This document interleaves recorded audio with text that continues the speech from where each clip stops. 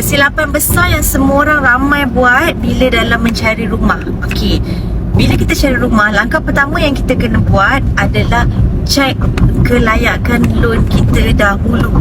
Bukan pergi cari rumah dahulu. Kita kena cek kelayakan loan kita, barulah kita cari rumah ikut kelayakan loan kita.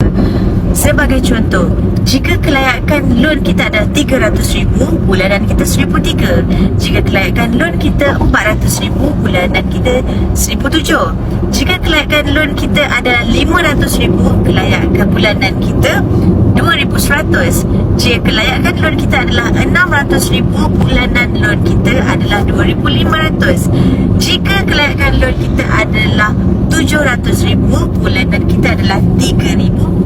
Jika kelayakan loan kita adalah RM800,000, bulanan kita adalah RM3,400. Jika kelayakan loan kita adalah RM900,000, bulanan kita akan menjadi RM3,800. Jika kelayakan kita RM1,000,000, bulanan kita adalah RM4,200. Selain daripada identify berapa kelayakan loan kita, kita kena tahu juga berapa bulanan yang kita sanggup bayar untuk rumah kita.